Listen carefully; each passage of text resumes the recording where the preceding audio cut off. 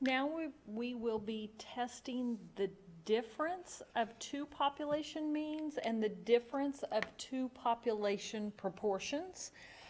We will be dealing with only independent samples, and just a reminder that the two sets of data, they're not paired, that's why they're independent, and that the ones mean they came from population 1 and the twos means they came from population 2. So in this section, we will be testing to see if one group is larger, smaller, different from the second group. Okay, so what we're first going to look at is the difference of means. So we're going to be testing mu1 minus mu2, and it's key to recognize and always look for whether sigma is known or not. Because when sigma is known, that means your test statistic is a z-value, and you're going to be using the z-table. So that's what we're going to be looking at first.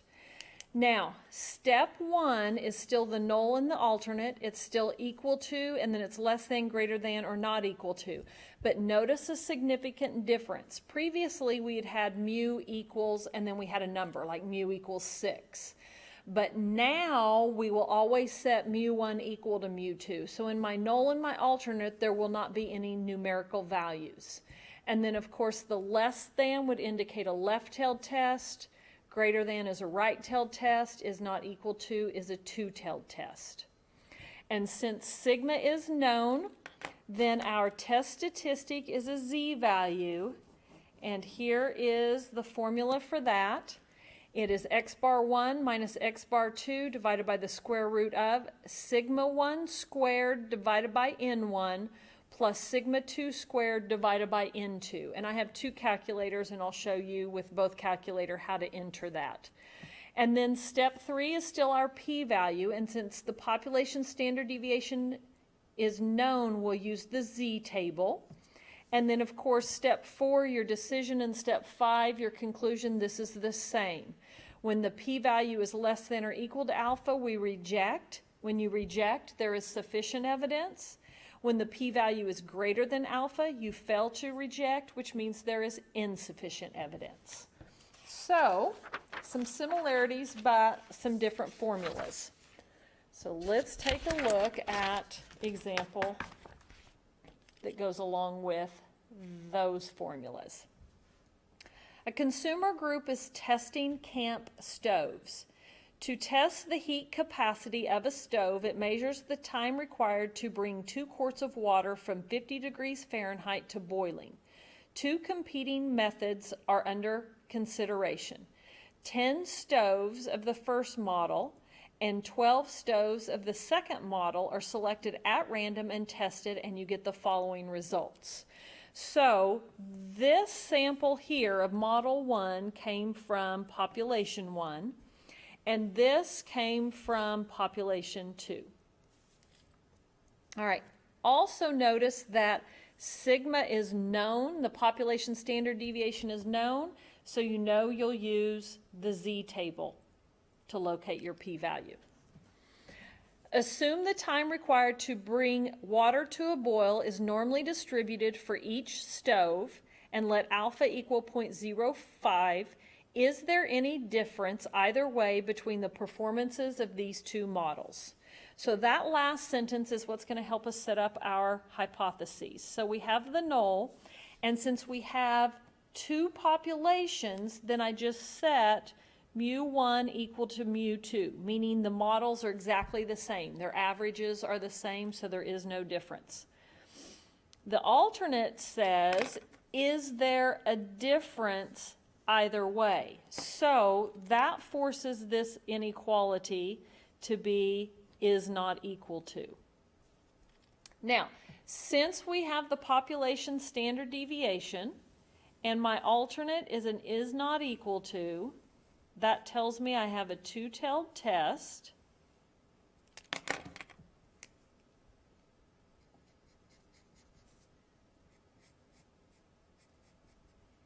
So it would look like that.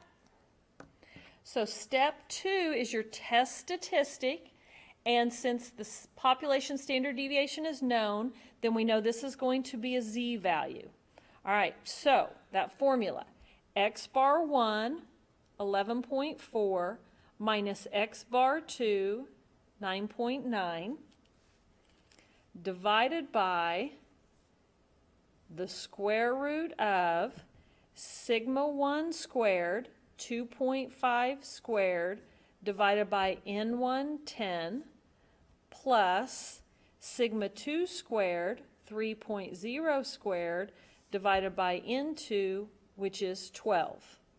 Now, I'm first going to do this on the multi-view, because the multi-view, let me turn that light on, whoops. The multi-view is really nice because you have that fraction button.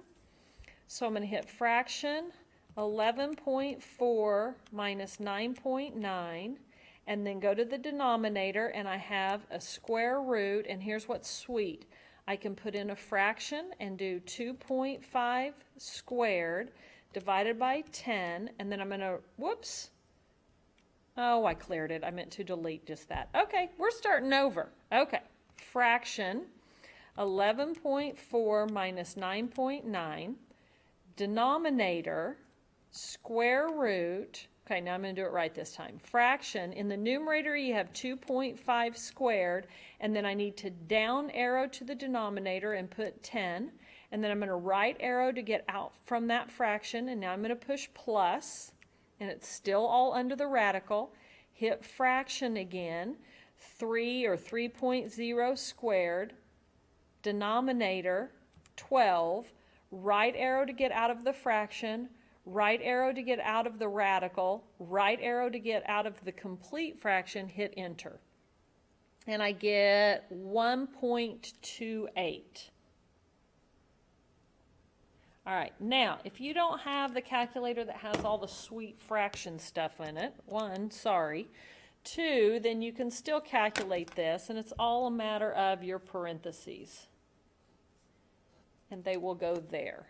So in this calculator, I would do open parentheses, 11.4 minus 9.9, close parentheses, divided by the square root of, and it automatically opens the parentheses. If yours doesn't, you'd push open parentheses, and I'm going to do 2.5 squared divided by 10. Don't close that parenthesis yet. Go ahead and do plus 3.0 squared divided by 12, then close that radical, and then push enter, and you get the exact same number.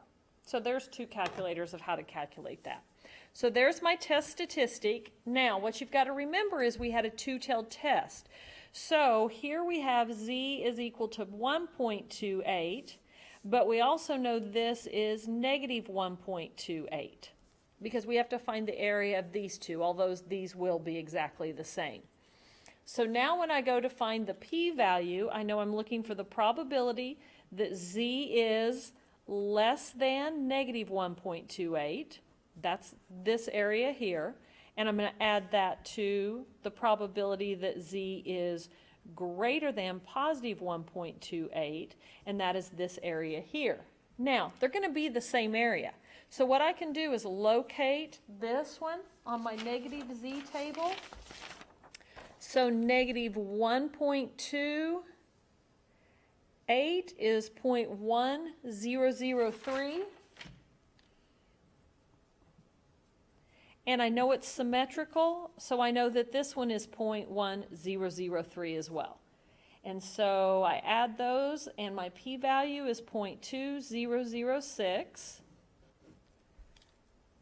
So now we're going to make our decision, which is comparing your p-value, which is 0.2006 or 20.06%. to alpha, which is 0.05 or 5%, and so the p-value is quite a bit greater than or larger than alpha. So when it's a greater than, we fail to reject, which means there is insufficient evidence to conclude there is any difference between the two models. And again, it's insufficient because you failed to reject. Now, in that one, again, sigma, population standard deviation, was known, so our test statistic was a z value, which means we used the z table. Because now we're going to still do and test the difference of two means, but now we're going to look at when sigma is unknown, which means we have, which means we have the sample standard deviation, so we know we're going to use the t-table. And that's what you have to be careful and watch for. So notice step 1 is exactly the same. mu1 is equal to mu2. Your alternate is either less than, greater than, or not equal to. But now the alternate, these two would tell us 1-tail area. This one would tell us 2-tail area on the student's t distribution. All right, here is our test statistic. Man, I need to put some space between there. Here's our test statistic. Notice it's in essence the exact same formula, but this is t instead of z because we're using s instead of sigma. And when we go to the table, we know we would have to use the df, which is the smallest sample size minus 1. So we're going to find the p-value on the t-table like we've done before, and then of course step 4 and step 5 consistently remains the same. So let's do an example.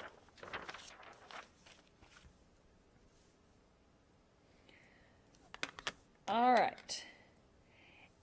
An experiment was performed to compare the mean lengths of time required for bodily absorption of brand A and brand B headache remedies.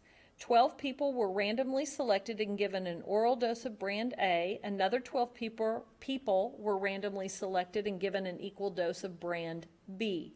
The lengths of time in minutes for the drugs to reach a specified level in the blood were recorded, yielding the following. So here's our information. So notice they both have the same sample size.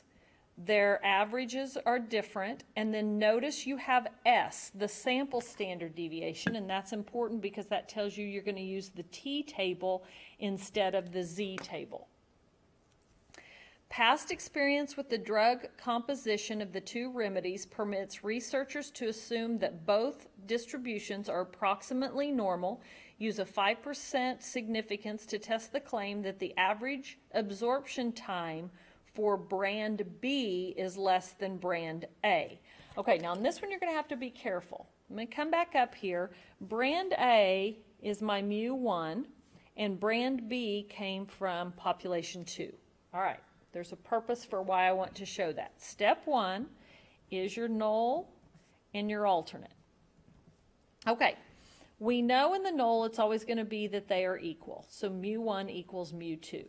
Now, in the alternate, we have mu1 and mu2, but this is going to be less than, greater than, or not equal. Okay, here's where you need to be careful. You need to be sure that you read well. It says to test the claim that the average absorption time for brand B is less than brand A. Now, a lot of students will see this less than, and they'll go, bam, less than. But this is where you have to be careful. Here, you're saying brand A that comes from population 1 is less than brand B, which is population 2. So they tried to kind of mess you up a little bit. That's why I wrote this in pencil. Brand B is mu2. So when it's less than, that means the inequality needs to be pointed to brand B. So in actuality, this is a greater than inequality. So be very careful of that. That won't happen a lot, but it definitely could. Okay, since we have the sample standard deviation and I have a greater than, I know this is one tail area. All right, so that tells me that step 2, my test statistic because of S, that this is a t-value. So we do x bar 1, 21.8 minus 18.9 divided by the square root of S1, 8.7 squared, divided by 12 plus 7.5 squared divided by 12. Now I'm just going to check my calculations. I already have it calculated, but I always like to check it. So 21.8 minus 18.9 square root fraction 8.7 squared 12 plus 7.5 squared 12, and I get 0.87.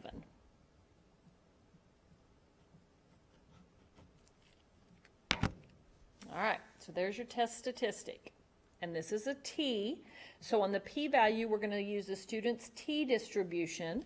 So my df is the smaller n minus 1.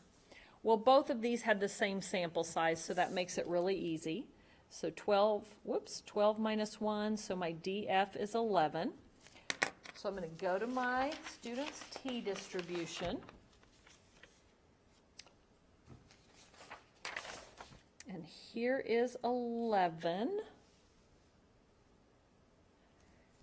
Okay, I'm going to get my pencil out. We're looking for 0.87. Well, that's between these two. And we're doing a one-tail area, so it means we're looking between these two. So 0.25 and 0.125. So our p-value is between,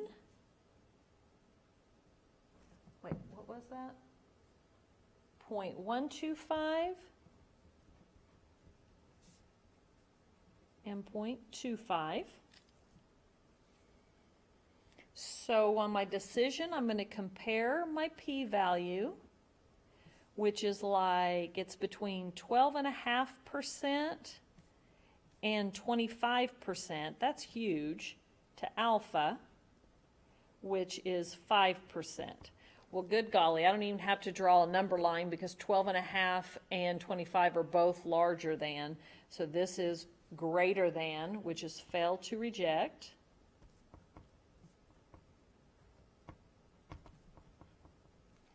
So, okay, on the conclusion, I want to point something out to you. There is insufficient evidence to conclude the average absorption time for brand B is less than brand A. Now that was the wording in the problem. If you wanted to, you could reword this. You could say there is insufficient evidence to conclude the average absorption time for, and in place of this, if you wanted it to look like your alternate, you could say brand A is greater than brand B. Those both mean the same thing. So you are perfectly fine on that.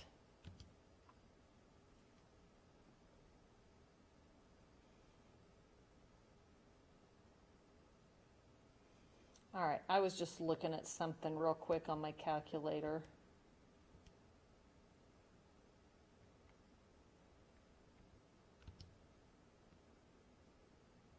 Okay, you remember how the last time I showed you how you could find, instead of between, we looked at how to find this on your calculator to find the exact? I was looking to see, I didn't check before I came in here, but I think I found it. So if you have a TI, we're going to need these numbers here. If you have a TI 83 or 84, you go to test. Now, we've done the t-test, but now we have 2 of them. So I'm going to have to come down here to 4, where it says 2 sample t-test. This should be it.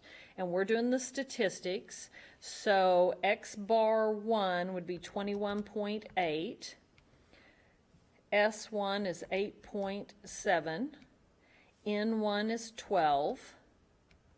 X bar 2 is 18.9. S2 is 7.5. N2 is 12. And our alternate is a greater than. So I'm going to come over here to greater than and hit enter.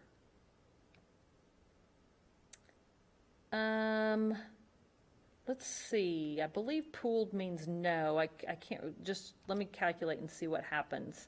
Okay, our T, yeah, there's our T of 0.87. And if you'll notice, the P is 0.195, or basically 19.6%. And 19.6% definitely falls in between those. So that's how to do it on the calculator if you have a TI 83 or 84. Okay, so that is the difference of 2 means when sigma is known and when sigma is unknown. Now we have to look at the testing of the difference of 2 proportions. All right, so step 1 is similar. Instead of mu1 equals mu2, now it is p1 equals p2. So that is similar. We'll still have a less than, greater than, or not equal to. Now, the test statistic is always a z value. Okay, so this one is always a z. So that's one thing to remember. You don't ever have to deal with the student's t distribution on this. Okay? All right, now, look here at the test statistic. The numerator is similar, but instead of x bar, it's p hat 1 and p hat 2. But look at the denominator. Is the square root, but we don't deal with standard deviations here. So this is called p bar and q bar. Those are both the numerators, and we're going to look at that down here. And then it is each of them divided by their n1 and n2, but nothing is squared here. Okay, here's what p bar is. It's the adding of the successes divided by the addition of the trials. And then they are complements, so here is your Q bar. Okay, so you'll have to calculate this first. So you'll have to calculate this before you can then calculate your test statistic. Then we're going to use the Z table like we always have, and then it's the same comparisons. So let's kind of take a look at this. I'm actually going to do 2 examples of this because of that additional calculations you have to do on the test statistic. Okay? All right, so got a lot of information here. In a 1997 study, people were observed for about 10 seconds in public places to determine whether they smiled during the randomly chosen 10-second interval. A random sample of N1 equals 775 males showed that R1, 3,269 of them smiled. Okay, well there's my N1. So I'm going to go ahead and give that information. So this is my males, and it tells me the number of trials, equals 7,075, and the number of successes, R1, is 3,269. And then we had a random sample of females, and that number of trials was 8,749, and the number of successes of the females was 4,471. Use a 5% significance to test the claim that there are differences in the proportion of men and the proportion of women who smile. Okay, so we can right now set up our null, because the null is always that P1, the proportion of men that smiles, is equal to the proportion of women that smile. And the alternate is going to be an inequality comparing the men to the women. And because it says that there are differences, then I'm going to say is not equal to. Okay? Now, since we always use the Z table, then I know I have a two-tailed test. Now, there's a reason. I know what the answer is as to why I did this, because something a little weird happens in this one. But we do the same steps. We don't do anything different, okay? All right, now, to calculate the test statistic, I know the numerator, if I go back to here, the numerator is p hat 1 and p hat 2. Now, I've not calculated the p hats, so I'm going to do that now. So I'm going to come over here for the males. I'm going to calculate p hat 1, which is your number of successes, divided by the number of trials. And let's see what that is.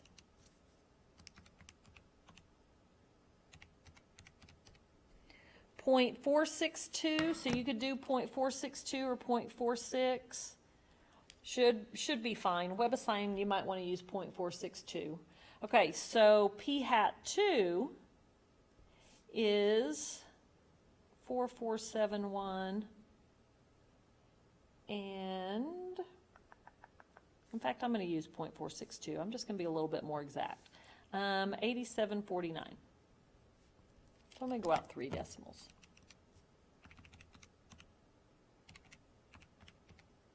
So 0.511. All right, those are my p hats because I'm going to need those in my test statistic formula. Okay, so now we're going to calculate Z. Now, again, come back to this. We have p hats and we have the number of trials, but I don't have these p bars and q bars. So I'm going to do that first. So I'm going to calculate p bar and q bar. So p bar is the summation of your successes. So 3269 plus 4471, and the denominator is the addition of your trials. So 7075 plus 8749. All right, so if I go fraction, I'm going to do 3269 plus 4471, and in the denominator 7075 plus 8749. I'm going to write, yeah, I'm good. Enter. Oh, it gives me a fraction. I'm going to convert it to a decimal. Where is that button?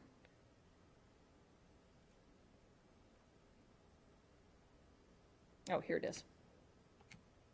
So 0.489.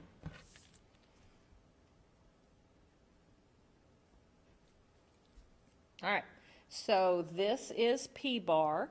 So Q bar, we know they are complements. So 1 minus 0.489. So 1 minus 0.489 is 0.511. Okay, a lot of calculations in this one. All right, so now we can calculate our Z. Now, it's a pretty big formula, so you just have to be sure you have all your calculations. So here's my numerator, p hat 1 minus p hat 2. So my p hats are up here. So here's p hat 1 minus p hat 2. So we have p hat 1, 0.462, minus p hat 2, 0.511, divided by the square root of, and then we have p bar 0.489 times Q bar 0.511.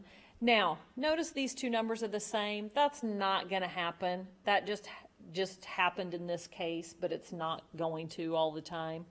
Divided by N1, which is 7075, plus, and then we have, again, P bar 0.489 times Q bar 0.511 divided by N2, 8749. Pretty hairy formula, but hey, we can put it in our calculator. Thank goodness. All right, so my numerator, 0.462 minus 0.511.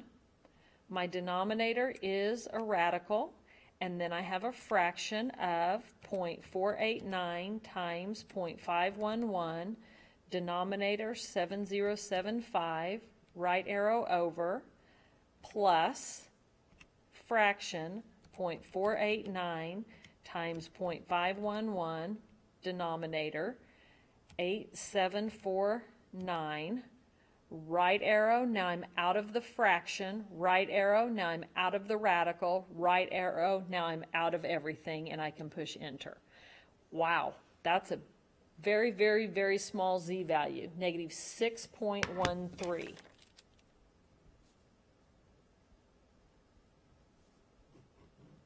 Okay, now here's why I did this up here.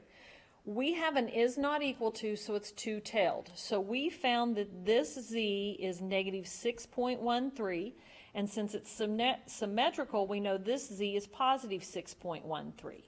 Okay? All right. So in my p-value then, I'm needing to find the probability that z is less than negative 6.13, and add that to the probability that z is greater than positive 6.13. Now, this one's a little bit of a weird case, but you still follow the same rules.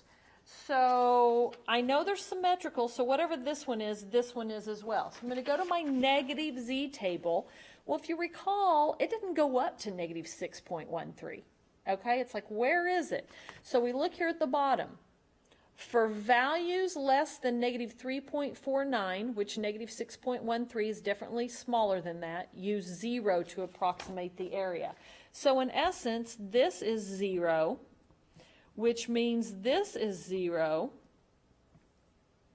which means our p-value is 0. Now, it's not actually 0. If you were to do it on your calculator, there's a number down there, like 0.000000000, and then somewhere there's a number, 5, 7, whatever it is, but it's just so small, we use 0. So this is my p-value. So now I'm going to compare my p-value, which is 0, or 0%, to alpha, which is 5%. Well, 0 is definitely less than that. So less than tells me to reject the null, and reject means we have sufficient evidence. So there is sufficient evidence to conclude that there are differences, meaning they are not equal to each other, in the proportion of men who smile, and women. So something to that effect. Basically, there's sufficient evidence to show there's differences. Okay, so let's do another one of these, because again, there's a lot of additional calculations that we did not have to do on the other one. So I want to definitely give you another example to follow. Okay. A study reported on domestic violence defendants out of N1 230 people in the counseling/probation group. R1 equals 55 who were arrested within 12 months. Okay, so we have the counseling probation group, and this is the number of trials were 230, and number of successes, which not successful to be arrested again, but was R1. Out of into 174, these were people who were assigned probation only. So this group of people were on probation, but they received counseling. The second group received probation only. And there were 174 of them, and 42 of those were arrested again within 12 months. Determine whether counseling lowered the arrest rate. Use a 0.05 significance level. Okay, so we know the null, 0, is that P1 is equal to P2. And the alternate, it says determine whether counseling, so that is N1, lowered the arrest rate. So counseling lowered the arrest rate. Counseling was P1, lowered means it is less than P2. All right, so that tells me I have a less than.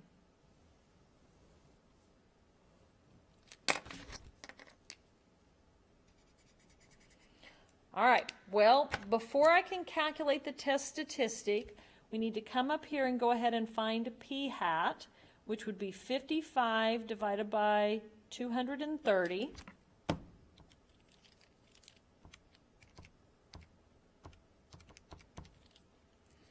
Now, I'm going to go out 3 decimal places. Again, I know what's coming. Here's where you need to be careful. I'm going to do 0.239. If we'd gone out 2 decimal places, which you can do, but that would have given me 0.24.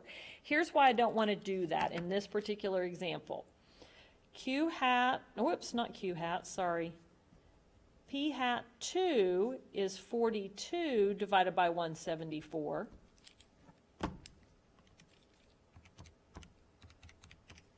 And notice it's 0.241. And if you went out 2 decimal places on this, you would have had 0.24. So if you recognize 2 numbers, if you do 2 decimal places, would give you the same proportion, you need to go ahead and go out at least a 3rd decimal place, because these, although very close, are not exactly the same. And if you went out 2 decimal places on both of them, you would have had 0.24, 0.24, which would have been deceiving. So be careful of that. That's just kind of using some common sense. Okay, step 2, we have to calculate the test statistic of Z, but before we do, we need P bar, which is the addition of your successes, 55 plus 42, over the addition of your trials, 230 plus 174.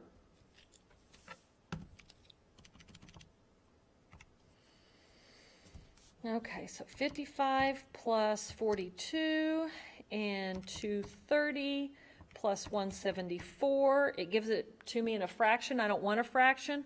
So what I used before this, that says an F and a D, you can switch back and forth from fraction to decimal. So I do second that button and it gives me my number, which, wow, there's 0.24. That number's popular in this particular example. All right, so that is P bar. We know we're going to need Q bar, which is 1 minus that, which is 0.76. All right, now we can calculate our Z. And our Z is, I'm going to need my P hats, so I'd have 0.239 minus 0.241. See, if these were both 0.24, your numerator would be 0. So you would get a Z value of 0. So that's why you have to be careful here.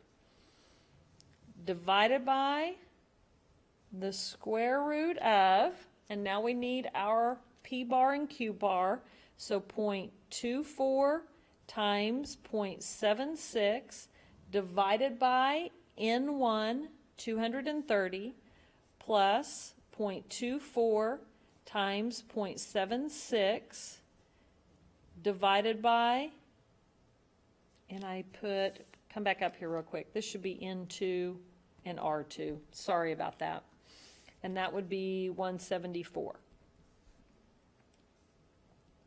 All right, so I'm going to put all of that into my calculator. All right, fraction, let's see, 0.239 minus 0.241, denominator, square root, fraction, 0.24 times 0.76, denominator, 230, right arrow over, plus, fraction, 0.24 times 0.76, denominator, 174, right arrow, right arrow, right arrow, enter. So negative 0.05. Now I can go to 2 decimal places because z values, we go to 2 decimal places. Okay. Now, I can't forget what I'm doing. Now I need my p-value. Well, my p-value, the alternate is less than. So I know that we're finding the probability that z is less than negative 0.05. So that means this would be 0.05. Which my picture isn't real close to this, but that's okay as long as you do this correctly. Okay, so it's less than, so I just use the number from the table. Negative 0.05 would be 0.4801. 4801, yeah. That's a big p-value. So in the decision, we're going to compare the p-value, which would be basically 48.01%, to alpha, which would be 0.05 or 5%. Well, that's a lot bigger than that. So we fail to reject.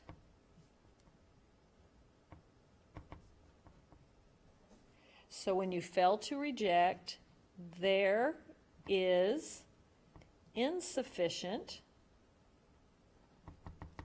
evidence to conclude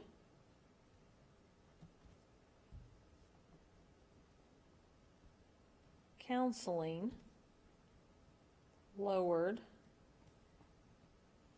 the arrest rate, which is kind of sad. I would hope that it would. Okay, now if my picture was better, I'm going to go back to this because I just drew that before I knew what my z-value was. So this would actually be like right here. And that's why we failed to reject. The sample mean is not far enough from the population mean.